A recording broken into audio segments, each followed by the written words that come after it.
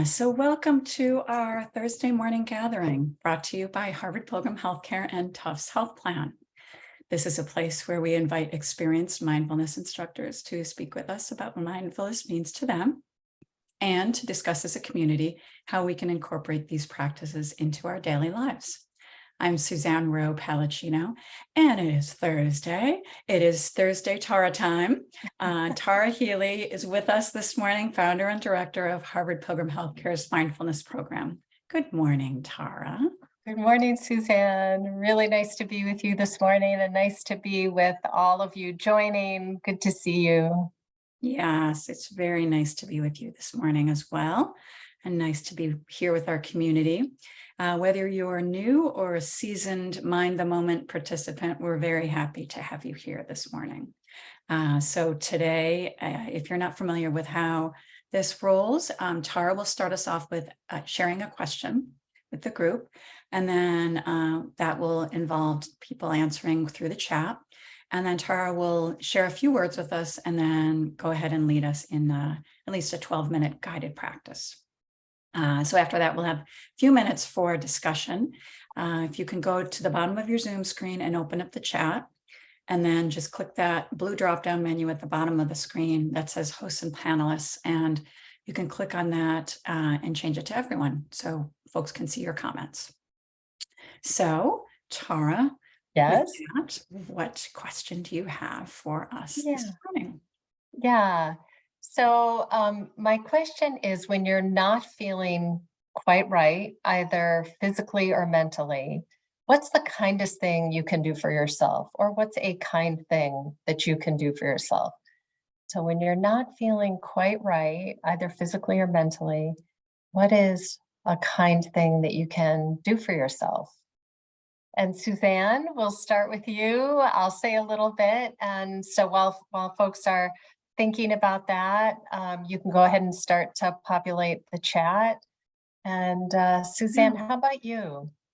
Yeah, so it made me think about two things, actually. This morning, I really had a hard time getting out of bed. And I just gave myself an extra half hour. I just gave myself an extra half hour just because I needed it. Yeah. And the other thing that I find that I do is I just put my hand on my heart. And I just find, just saying, it's okay. Put my hand on my heart. That really is a connection that I like. So. Really nice. Yeah. Yeah. I think for me, I mean, so there's also, I would say, like a couple of things that I do. One is that I just remind myself that of the ever-changing impermanent nature of the emotion or the physical feeling, that it'll change. Just a reminder, like it is, to me, one of the most helpful things. It's just a law of the universe that whatever arises also will pass. So every thought, emotion, and body sensation has a birth, it does its thing, and it moves. So it's really helpful reminder. And even when things are going really well, it's also a helpful reminder because you can get attached to it not changing. And it also, I think, increases the pleasure of whatever that is, because there is an understanding that it will also leave, and that it's just a universal law. And the other thing too is that I will just offer myself meta phrases, may I be well, may I be safe, just dropping those in, and then feeling physically. And again, letting go of any expectation of change and just offering it as an intention. Yeah, so those are a couple things. That's really great. And it's such a such a great reminder that things do change, because that helps take away the pressure that, this is going to be me for the foreseeable future. Yeah, definitely. Yeah, people have offered a lot of good things here. Forgive and accept. Yeah. Put aside cleaning the garage for later. Sheila, I have completely done the same thing. It's usually cleaned out by now, and I'm like, you know what? Not feeling it. Go for a walk in a quiet place. Yeah. Walking, Yeah. really therapeutic. I know there is something about moving the body, especially, when they're physically or emotionally just off, just moving the body and being outside, moving the body, I think is, just helps shift. Uh, it supports the shifting of, that state that is not all that pleasant or welcome. Mm-hmm. Colleen mentions, will myself to say no, that you don't have to do everything. Mm. Yeah, and give yourself a little time, a little peace. Yeah, yeah, yeah. Taking a step back mentally from feeling like I have too many to-dos that don't really matter in the big picture. Yeah. Very, very, very true. Pick up my camera. I like that. Distract myself with a half hour of HGTV. Who Yeah. doesn't love Yeah. that channel? Good, Yeah. good stuff. Yeah, for sure. Yeah. It's good to have these strategies kind of in our back pocket because I know. I this is know. life. Life has Yeah. its ups and downs for sure. Mm-hmm. Mm-hmm. Yep. Mm. Yeah. So with that, let's go ahead and move into a practice. And for anyone that's new, this will be about 12 minutes, guided by me. There will be periods of silence. And yeah, I think that's about all you need to know. So you want to assume a posture that's going to feel most supportive for you today, and that could be standing or sitting. So whichever feels like it's going to be most helpful. So if you're sleepy, I would suggest eyes open sitting or eyes open standing practice. You could even do a lying down, but there's always caution with that that you could fall asleep. So it just depends on what your energy level is like. But go ahead and assume a posture that is upright and engaged with a spine that is straight but not stiff. And allow the body to settle in, surrender the weight into the support of the surface and in the support of the ground beneath you, knowing that you are being held by the earth below. Take a couple deep breaths just on your own as a way to settle in and settle any surface tension. Helps to make that exhalation a little bit longer than the inhalation.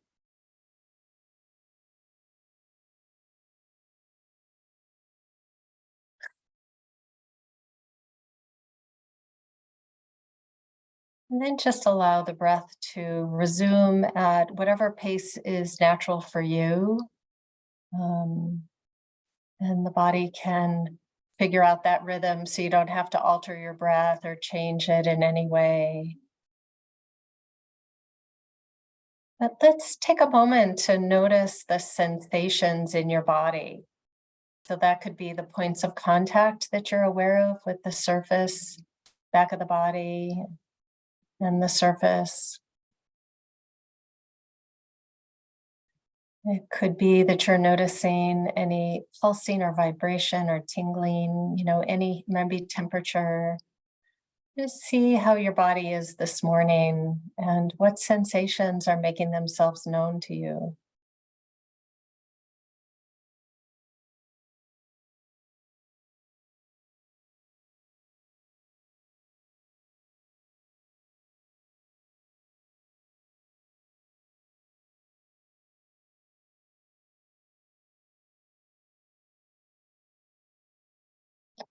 This receptive attitude, whatever sensations you're feeling, just receiving. And let's now take a moment to expand awareness from the body to include sound in the room or outside of the room. A soft mental note, hearing, simply hearing.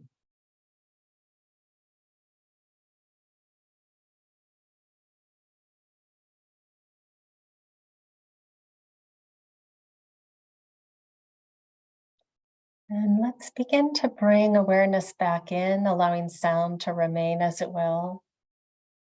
And bringing awareness back in, and let's find an anchor for the wandering mind. So, something that we can return our attention to, ground our attention to each time we see that a thought has slipped in and we're in some kind of narrative of the past or the future, a memory or planning or regret. And we simply release that storyline, soften the body, and return our attention to either breath sensation, wherever in the body it's most noticeable. So as you inhale and exhale, where in the body do you feel the physical sensation of that movement?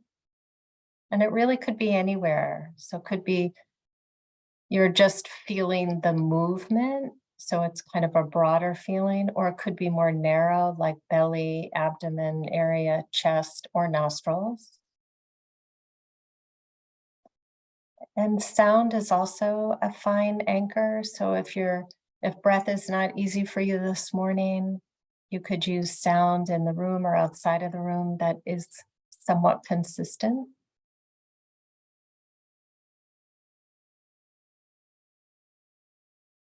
And it's also fine to use another body sensation. It could be palms of hands resting on the top of the thighs, or it could be the back of the body and points of contact.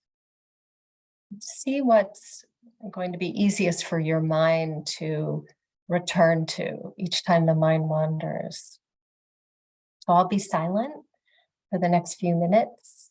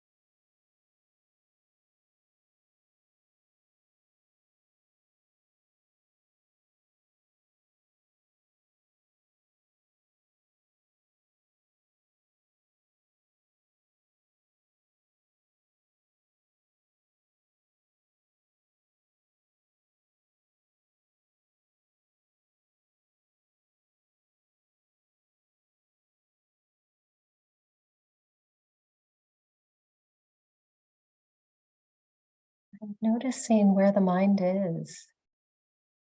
releasing the memory, the planning, whatever thoughts have slipped in.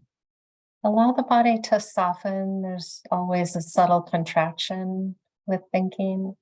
Allow the body to soften and then simply return to whatever you're using to help stabilize your attention.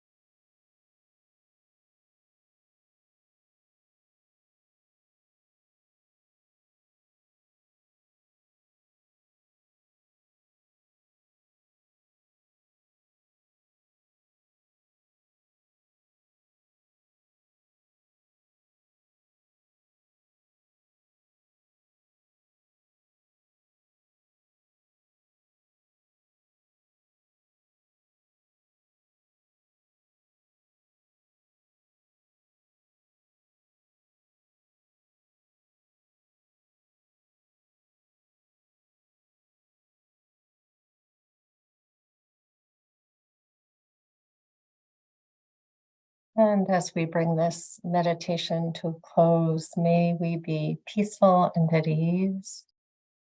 May our heart be soft and open.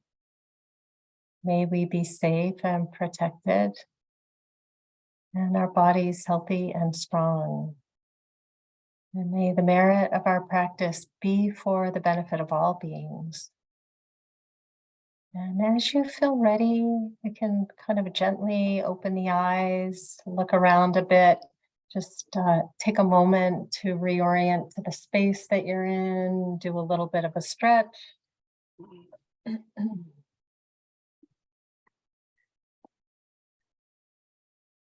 Thank you so much, Tara. You're welcome. Yeah.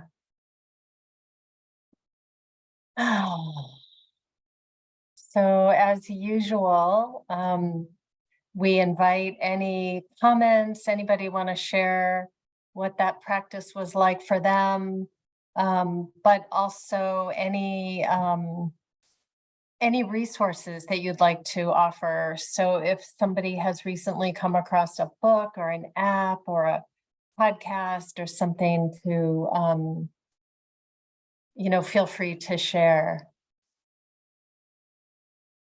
Is there any way to reduce the physical contraction that comes with thought?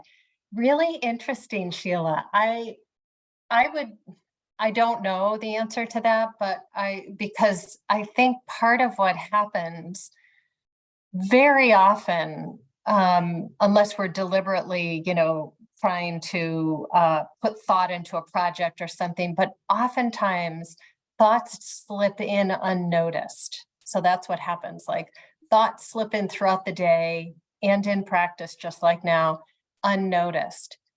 And what happens is the body, when the mind starts chomping, and it kind of makes sense, when the mind is chomping, the body's going to tighten a bit, right? The body's going to contract a bit. And so, and to different degrees, I think it just depends on, what the mind is chomping on and what emotions are being produced by that. But that typically a thought will slip in, the body's subtly contracting, but you're not knowing it until you're aware that the thought has slipped in. So I often just give the instruction to just, when you see that a thought has slipped in, bring attention immediately to the body, soften, and then return. But you can do that throughout the day too. So I don't know if there's a way to reduce the physical contraction. I almost feel like it comes with the thought, like they come as a team. Yeah. Yeah, no, Yeah. I would agree. And I guess if you're feeling that is uncomfortable, that, just as much as you can, come into that focus point, that anchor, and stay on the anchor for a little while until Mhm. you feel like And that discomfort is sensation also passes. something to see and to notice and to experience. Mm, Yeah. yeah. Mm-hmm. Yeah, I keep Yeah. breathing on the muscle. Yeah. But it's too late by then. Yeah. Yeah, in a way, but it's, you can address things and anytime you notice, and then that matters, Mm, it all, yeah, but I don't think there's a way to like totally prevent it. I think they come as a team, the chomping mind is going, the body is contracting, but we don't even notice that the mind, we don't even notice often that the mind is lost in thought, because the phrase lost in thought is so perfect that there's not this kind of the awareness that we're working on cultivating isn't present at that moment. Until then, it usually is. So throughout the day, we have these moments all the time where we're ruminating, we're in a narrative, but we're not aware that we're aware, right? We're lost in it. And then there is, I sometimes will say, oh, then the culprit has been seen. You wake up, you're aware that you're aware, you know where your attention is, and you're now in the driver's seat. So that allows you to have more say in the matter, like, thinking or planning or regretting, feel what's going on in the body, allow the body to soften. And then when you're in practice, return. And when you're in real life, you can do the same thing, lost in a thought. Okay, as soon as it's been seen, it loses its power. It loses its energy somewhat. Mm. Yeah, it's a really interesting thing getting to know this mind of ours, which is what we're doing in meditation practice, is we are understanding the nature of mind, not just our mind, everyone's mind. We're also understanding our own personal habit patterns of mind. What do I push away generally? What do I lean into generally? Yeah, what gets my defenses up? We're really learning about our habit patterns, but we're learning about the nature of mind. So everyone's mind has these same tendencies. It's just that their life stories are different, so the content is different. But the nature of the mind is what we're learning about, and our own habits and patterns, which not only ultimately serve us, but they're really for the benefit of everybody that we come in contact with. We're increasing our innate wisdom so that we're relating in a way that is kinder and gentler and more compassionate, and with ourselves, but with others. So that translates. So I feel like this practice is of benefit to everyone. Yeah, most definitely. I mean, I honestly, in the early days of practice, when it dawned on me that I was learning about the nature of my mind, but it was really, I was learning about the nature of mind in general. I felt like I had this huge secret. I was like, that I think my level of compassion for humanity increased in that moment. I feel like I'm naturally a compassionate person, but it amplified because I was like, oh, this is what minds do, not just mine. This is what minds do. Yeah. I think there's been some scientific study about that they had done a study about meditators and, had control group and a meditating group, and they were trying to measure the amount of empathy that people had and for social issues, et cetera, and that meditators came back that meditators had a higher amount of empathy. Yeah, So it makes interesting. And sense. not surprising. I know there's been work on that. Like Dr. Keltner at UC Berkeley has done some research in that area too. But I remember really very consciously being like, oh my gosh, this is what minds do, because sometimes people will say, oh, I can't meditate because I can't stop this. And I'm like, as if they're the only one on the planet who has these thoughts. Right. It's like, no, like It's universal. It's universal. Yeah. Sure. Well, thank you, Tara. Thank you for being here and for guiding us through this wonderful practice and offering this great question, which I think all of us had a lot to connect with. Yeah, thanks, Suzanne, and good to see everybody. I really appreciate these Thursday mornings with all of you. So yes, definitely do. And we'll be back on Tuesday with Rebecca Wing. Great. So we're looking forward to having her here. In the meantime, have a good rest of your week and enjoy the weekend. We'll see you soon. Okay. Okay. Bye-bye. Bye, everybody.